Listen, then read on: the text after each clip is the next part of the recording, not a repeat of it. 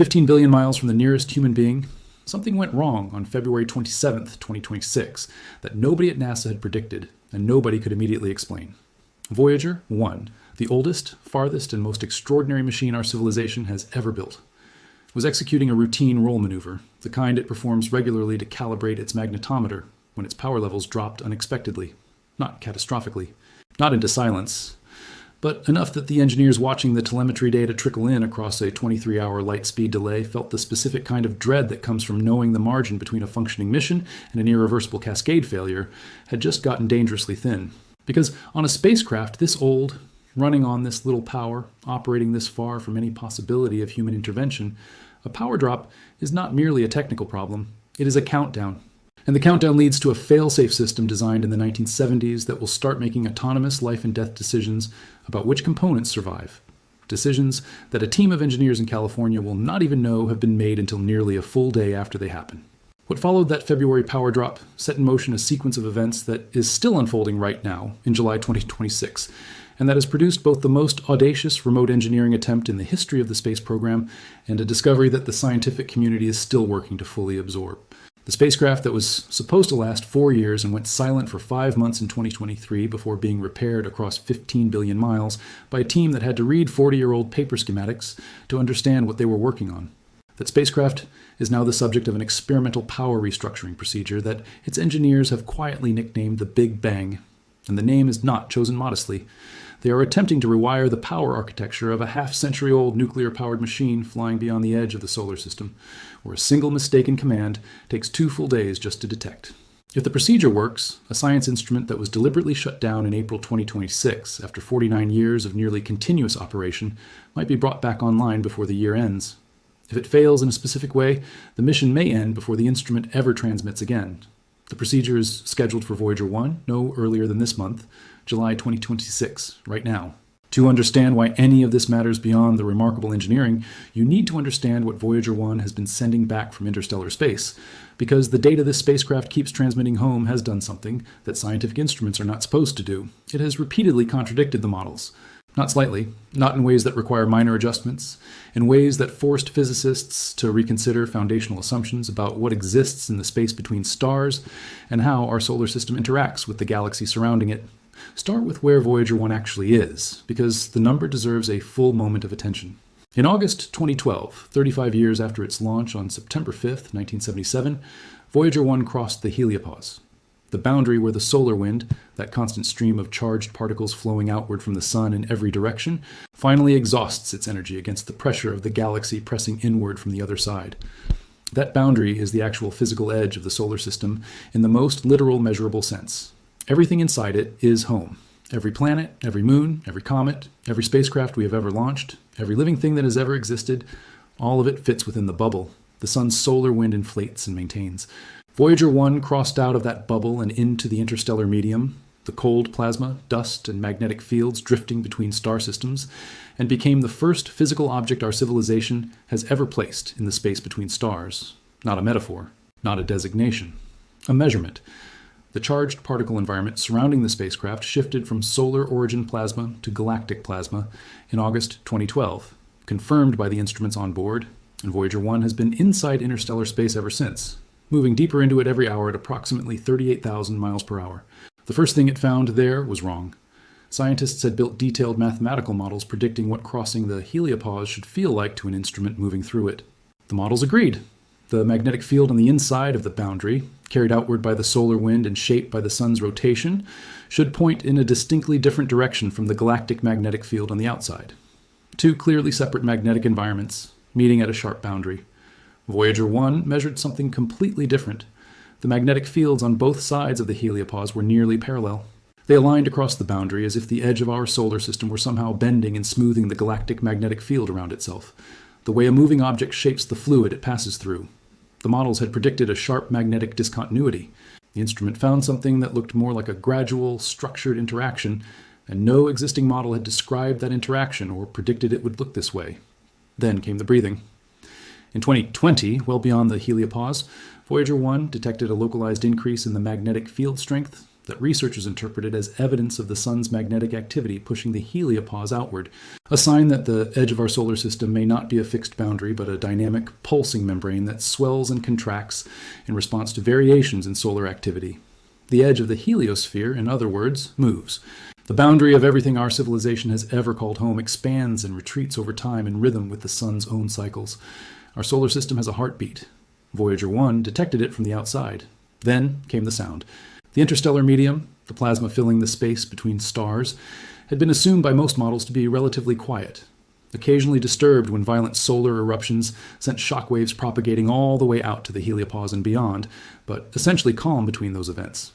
What Voyager 1's plasma wave instrument detected instead was a persistent, continuous, faint hum, a gentle, endlessly ringing vibration in the ionized gas of interstellar space that simply did not stop. Not triggered by solar events, not episodic, constant. The interstellar medium was singing at low amplitude but without interruption across the entire region the spacecraft had traversed.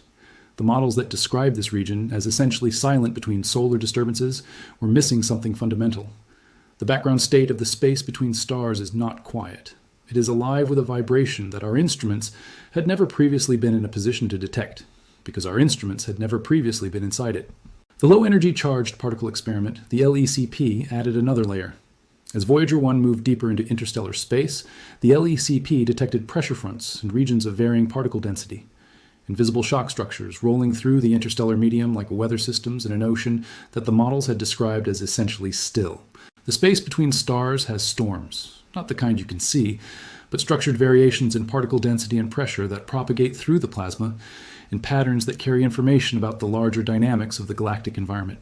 Every one of these findings pointed in the same direction. The region just outside our solar system is more active, more structured, and more dynamically complex than any model built from the inside of the heliosphere had correctly predicted. We had been modeling the universe beyond our solar system from a position analogous to someone trying to describe the ocean from the bottom of a well. The only way to know what was actually out there was to go. And the only machine that went is now running on less electricity than a kitchen microwave. Out of power, it cannot replenish. In a cold, it cannot escape. And making decisions about its own survival with software written before most of the engineers trying to save it were born. The power crisis that defines Voyager 1's situation in July 2026 is not a sudden development. It has been building since launch, following a trajectory that was always known and never stoppable. The spacecraft carries no solar panels. At the distance of interstellar space, sunlight is far too weak to generate any meaningful electricity, even if panels existed. Instead, Voyager 1 draws its power from 3 radioisotope thermoelectric generators, RTGs, that convert the heat produced by the radioactive decay of plutonium-238 into electrical current. At launch, those generators produced approximately 470 watts. Today, nearly 49 years later, they produce roughly 250 watts, declining at approximately 4 watts every year as the plutonium continues its slow, unstoppable decay. 4 watts per year sounds trivial until you consider that 4 watts is the entire margin between a mission with functioning science instruments and a mission without them. Every watt matters because every watt is already spoken for. The transmitter that sends data across 15 billion miles, the flight computer that keeps the spacecraft pointed at Earth, the heaters that prevent critical components from freezing solid in the minus 270-degree cold of interstellar space, and the science instruments themselves, all drawing from the same dwindling supply with no possibility of supplementation from any source anywhere in the environment the spacecraft inhabits. Of the 10 scientific instrument packages Voyager 1 carried at launch, 7 had already been switched off before 2026 to manage the power decline. Each shutdown was a permanent scientific loss, questions that would never be answered, measurements that would never be made, because there is no way to turn an instrument back on once the power has been redistributed to other systems and the thermal equilibrium of the spacecraft has adjusted to the new configuration. The team managing the mission has known for years that each shutdown decision carries that irreversibility, and has made those decisions with the care that irreversibility demands. The February 27, 2026 power drop changed the timeline in a way that demanded a new response. During the routine roll maneuver, power levels fell unexpectedly, the specific mechanism not immediately clear from the telemetry data that took nearly a day to arrive on Earth. What was clear was the danger. If power dropped further, the spacecraft's undervoltage fault protection system would activate automatically, and the 1970s-era autonomous failsafe would begin shutting down components on its own to protect the probe. Following logic programmed half a century ago by engineers, most of whom are no longer alive to explain what they were thinking when they wrote it. Recovering from an autonomous fault protection shutdown on a machine, this old, at this distance, with this communication delay, was a scenario the mission team did not want to enter. They moved first. On April 17, 2026, engineers at JPL sent a command that took 23 hours to reach its destination. When it arrived and executed, it shut down the Low Energy Charged Particle Experiment, the LECP, after 49 years of nearly continuous operation. The instrument that had detected interstellar pressure fronts, that had helped confirm the moment Voyager crossed from the Heliosphere into interstellar space, that carried a stepper motor tested on Earth for 250,000 steps before launch and ultimately executed more than 5 million steps over 49 years of operation in the harshest environment a human-made object has ever inhabited. That instrument was commanded into silence by the people who had spent careers studying the data it sent. The mission manager described it simply: shutting down a science instrument is nobody's preference. It was just the best option left. The stepper motor detail deserves to stand alone for a moment because it is the kind of fact that stops being an engineering statistic and starts being something closer to a testament. Before launch, that motor was tested to approximately 250,000 steps, enough to survive the 4-year mission to Jupiter and Saturn that Voyager 1 was designed for. The mission lasted 49 years. The motor executed more than 5 million steps. It continued stepping even after its heater was turned off and its temperature fell to minus 62 degrees Celsius. The scientist who designed and built it is still alive to observe that his hardware outperformed its design specification by a factor of 34. Machines are not supposed to do that. Voyager 1 does it routinely, but the LECP shutdown was not the end of the story. It was the preamble to the Big Bang. The procedure the mission team has been developing in parallel with the April shutdown is an attempt to restructure how power flows through Voyager 1's remaining systems in order to extract additional electrical capacity from components currently operating below their theoretical efficiency ceiling. The core of the maneuver involves replacing a set of power devices on the spacecraft, swapping higher power components for lower power alternatives that accomplish the same thermal and functional objectives while consuming less electricity, freeing that reclaimed wattage for science instruments. The logic is elegant. The execution is the most operationally demanding thing the mission team has attempted since the 2023-2024 memory chip repair, and that repair was the most remote software fix in the history of human space exploration. The risk is real and must be stated without minimizing. Voyager 1 is 49 years old. Its power systems have aged in ways that ground-based testing cannot fully model. Any command that restructures how power flows through a system that old carries the possibility of triggering unexpected interactions. A relay that behaves differently than predicted, a temperature differential that propagates differently than modeled, that could cascade into a configuration the spacecraft cannot recover from. And with a 23-hour one-way communication delay, the team will not know for nearly a full day whether any given command has produced the intended result or initiated an unrecoverable failure mode. The team is attempting the procedure first on Voyager 2, which carries slightly more available power and sits approximately 13 billion miles from Earth rather than 15, making it the slightly less catastrophically risky test platform for a procedure with no good precedent.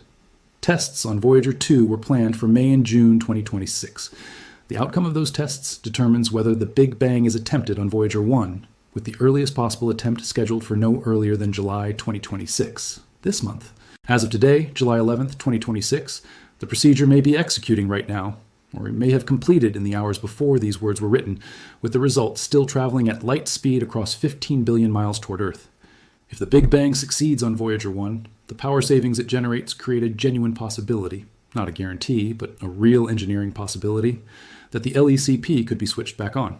The instrument that was shut down in April, whose stepper motor is still running at minus 62 degrees Celsius because the team kept it turning, even through the power shutdown specifically, to preserve the option of reactivation, could resume detecting the pressure fronts and particle density variations of interstellar space before 2026 ends.